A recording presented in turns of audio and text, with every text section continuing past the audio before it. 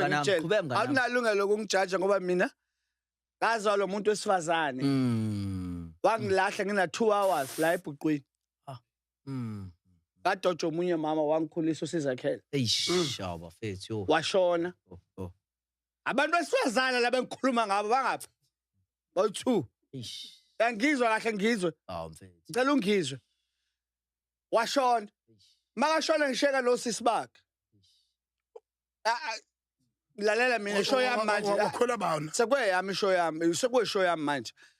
Mbakashona yena ngisheka nosisi bakhe bangiphatha kabuhlungu ngaba nje into nje ehlupha nje endlini ngina 7 years kuba yimina umuntu ontshontshayo kuba mina ophatha abantu kabuhlungu yonke into esenzeka endlini bakuyinkinga yami. Watshotsheka ibhayisikile eBMX angazi uyakhumbula iBMX ngizwe. Ngiyazi. Kubeka bethu ungamunkopolo. Makulahleka iBMX fast ne. Ngizama ukusenza kancane story sibe sincane. Makulahleka idraft lesekhanda unayo isifo sokulokuthi ukuyilapha. Lento uyangidistract umani cha uyangidistract ngoba mina sazobuya kuwena mina ngiphethe imibuzo e3 nenkwethu kodwa owena Yaqhubeka qhubeka sesa ngizwa kahle myeke lo angimsabe so kwenze kwalahleka ibhayisikile next door chaza bebengibiza uNgcapho uyawazi ukuthi uNgcapho yini chaza ukuthi uNgcapho street kid yes.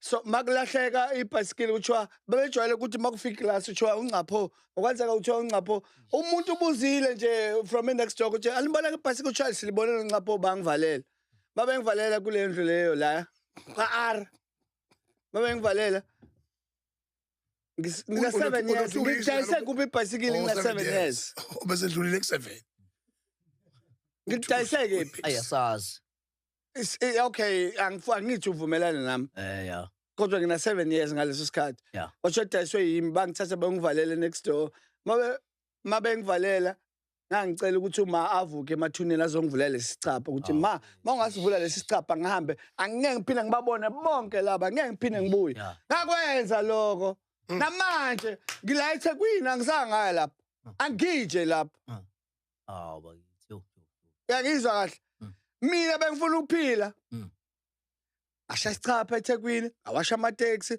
ayenza ngabasa umlilo la eBree benginama stand by4 la eBree la ngibasa umlilo ekseni ngo4 umlilo bese uvutha beka istove amalokuzana amabhodi lapha na amanzi for itiye ngihambe ngisamateksi itiye erenkini so awunalo nje ngizwe nje ilungelo lokuthi ujaje mina ukuthi ngidayise ngomzimba wami ngoba wena. Hi guys, yo, what is this story? Shema Fitzoto. Anyway, this one said, I'm slowly losing respect for Ungizwe. Ungizwe, guys, nam ngeke. Sometimes I'm understanding nje like behavior yakhe nje yadina Shema from Qamamanga. Ngidina na ukuthi nje uSifiso ubusy ukukhuluma istory serious esisaid yini lokho amphazamisa nje like akamthathi serious. That's very annoying. That time, Nota liked making fun of him about being a street kid. You and the shame. This one responded and said, it shows that Sfiso is a good person. It would have turned ugly a long time ago. Yeah, shame. I would like to believe Sfiso is not a bad person. Yeah, he was like super drunk. Anyway, this one added and said, the main reason I stopped drinking, I was slowly becoming emotional when I got drunk and would then start oversharing my emotions, sorrows and feelings even to the people I was not supposed to. The next day, I would wake up with regret. Mina guys, I need to stop drinking ngoba I'm a very like private person. Like I don't share a lot of things like even with like my close friends or I keep things to myself. But when I'm drunk, sometimes I share some of the things, you know. And then when I'm sober, I'm like, damn, why did I, you know? But anyway, let's move on. Gizwe trying by all means not to hear this story, hiding his emotions. Hayi ungizwe nje uyadelela isuka akanazwelo nje futhi hayi ngoba nakho ubedabuka ukuthi uyawa hide ama emotions wakhe no ubengenandaba nje because ubona ngokuthi kade lokho emphazamisa mekhuluma uMafitsotso. But anyway, this one responded and said, ilento esingayifuna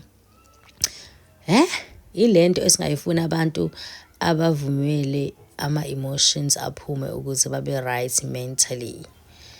He opened up to unkind people with low emotional intelligence.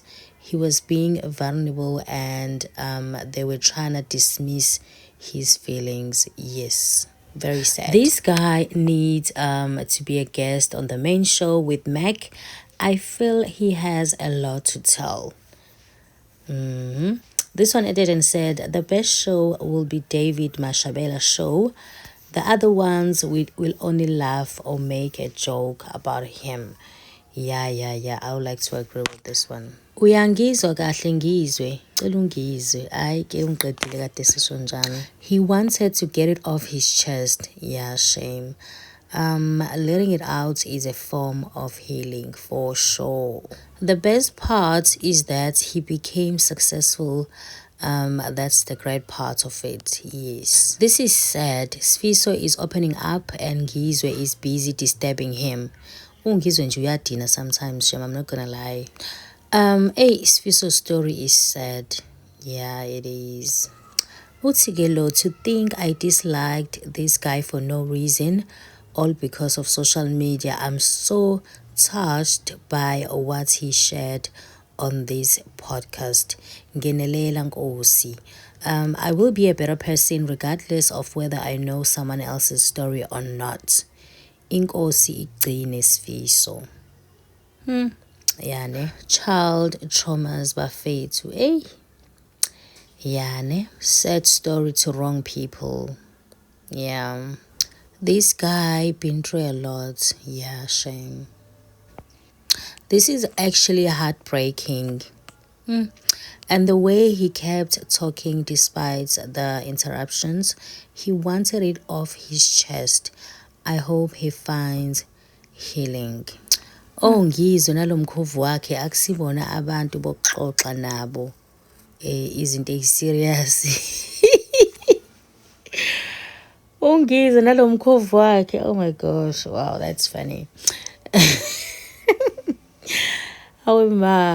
Anyway, guys, please share your thoughts under the comment, and yeah, I'll see you guys on my next one. Before I go, I just want to say thank you so much for the 5K subscribers.